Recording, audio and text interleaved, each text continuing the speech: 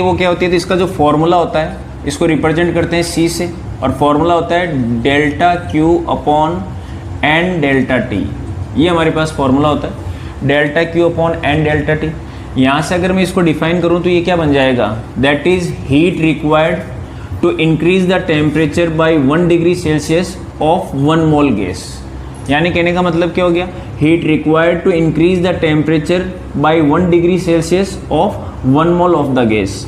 ये जो हमारे पास रहेगा इसको अपन क्या बोलते हैं, मोलर स्पेसिफिक हीट बोलते हैं। ठीक है, अच्छा अब इससे रिलेटेड न्यूमेरिकल क्या बन सकता है, तो मोलर स्पेसिफिक हीट पूछ सकता है किसी के लिए, किसी भी प्रोसेस के लिए। 1 बाय 1 करके अपन देखते हैं। सबसे पहले अपन ने मीनिंग अंडरस्टैंड किया कि delta Q by N delta T बनता है heat required to increase the temperature by 1 degree Celsius of 1 mole gas. ठीक, अच्छा अब मान लेते हैं कि सबसे पहले मैंने आपसे पूछा कि find out molar specific heat for adiabatic process, तो अपन ने निकाला molar specific heat that is C for adiabatic process, for adiabatic process. अगर अपन एडियाबेटिक प्रोसेस की बात करें तो उसके लिए C की वैल्यू क्या होगी, तो हमें पता है कि sir C is equal to हमारे पास होता है delta Q upon N delta T, ये हमारे पास होता है।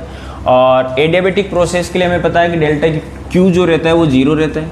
अगर डेल्टा Q 0 रहता है तो उस कंडीशन में क्या हो जाएगा, तो हमारे पास जो C की वैल्यू आएगी वो भी 0 आएगी। तो एडियाबेटिक प्रोसेस के लिए जो C बना वो कितना बना, 0 बना। इसके बाद में अगर अपन बात करते हैं मोलर स्पेसिफिक हीट यानी कि C कैलकुलेट करना है, और अब ले लेते हैं कोई दूसरा प्रोसेस, मान लो आइसोथर्मल प्रोसेस है, तो फॉर आइसोथर्मल प्रोसेस, अगर मैं आइसोथर्मल प्रोसेस की बात करता हूं तो मुझे पता है कि टेम्परेचर कांस्टेंट रहता है।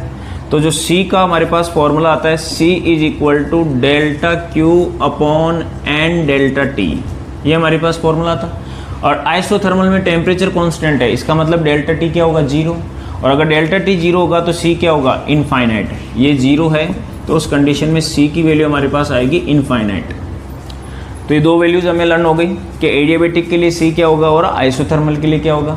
इसी तरीके से अपन देखते हैं कि C कैलकुलेट करना है फॉर, लेट अस सपोज हमारे पास आ गया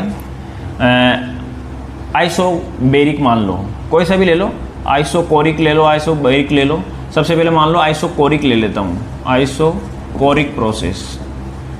4 प्रोसेस हमारे पास मोस्टली है, इनमें से 1 बाय 1 करके अपन स्टडी करें। 2 अपन ने देख लिए, थर्ड वन आइसोकोरिक प्रोसेस ले लिया मान लो। अब हमें पता है कि जो फर्स्ट लॉ ऑफ थर्मोडायनेमिक्स होता है वो होता है डेल्टा Q